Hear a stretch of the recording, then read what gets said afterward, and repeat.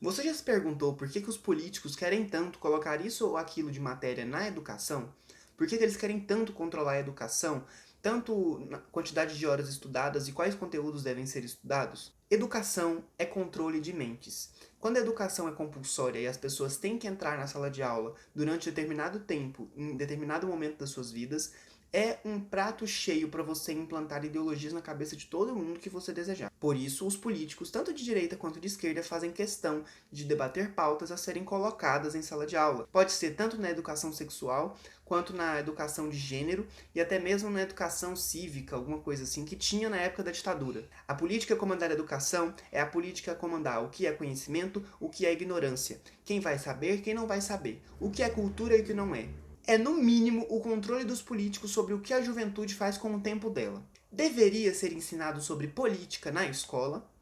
Não sei, eu não tenho poder para responder sobre isso. Poderia ser ensinado política na escola? Com certeza, porque tudo poderia ser ensinado na escola, e não somente o que os políticos acham que deveria ser. O que acontece hoje com a nossa educação uniformizada e unificada é que todo mundo está ali no centro, em termos de posicionamento político. Alguns mais à direita, outros mais à esquerda. Alguns mais libertários, outros mais autoritários. Mas todo mundo está ali no centro, formando ali um conjunto de óbvios que devem ser respeitados, porque eles foram assim ensinados como certo, como óbvio, como axiomas irrefutáveis, coisas que a gente não questiona. A falta de diversidade acontece porque tem falta de especiação. Estou usando esse termo mesmo, darwinista, porque eu acredito que falta de diversidade tem a ver com a falta de isolamento de alguns indivíduos. Se você tem duas escolas que têm a possibilidade de pensar diferente, provavelmente elas vão, pode ser que não. Elas podem pensar igual sobre o formato da Terra, sobre coisas que já são muito bem comprovadas. Agora, se você tem duas escolas que podem pensar diferente, por exemplo, sobre política, você vai ter alunos pensando diferente sobre política. Eventualmente, esses alunos vão se encontrar, as ideias não vão ser iguais, elas vão ser debatíveis, e aí você vai ter um diálogo, evolução, crescimento, tudo que um debate pode favorecer. Um debate saudável. Hoje o que a gente tem é que todas as escolas, beleza, elas podem ter posicionamentos diferentes, mas o currículo é um só.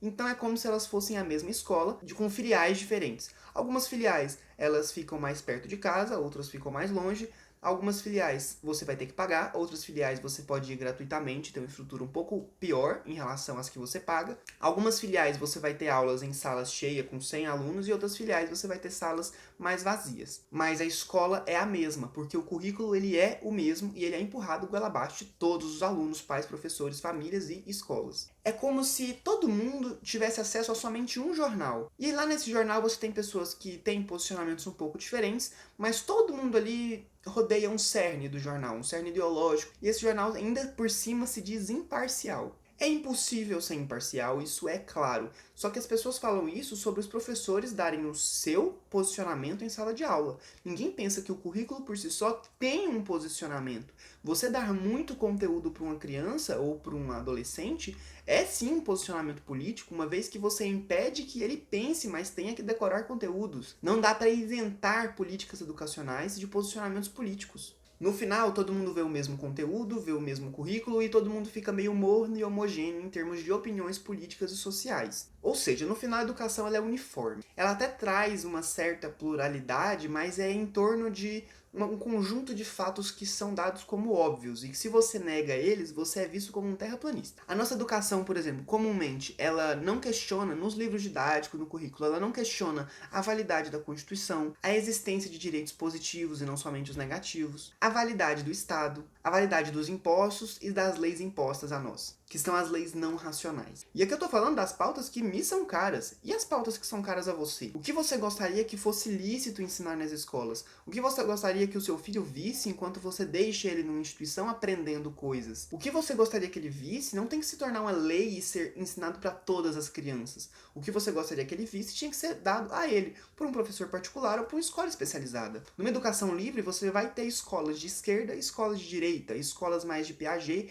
mais de Vygotsky, pode ter uma escola montessoriana, você pode ter escolas todas igual o Kumon, e aí a eficácia delas vai ser testada, tanto ideologicamente com relação às famílias e o que elas desejam, quanto até em termos de eficiência, sobre qual método ensina melhor, qual método ensina mais. Se houvessem escolas diversas, plurais e políticas totalmente parciais. Em que tipo de escola você colocaria seu filho? Ou em que tipo de escola você gostaria de ter os seus estudos? Espero que tenha gostado e até o próximo vídeo.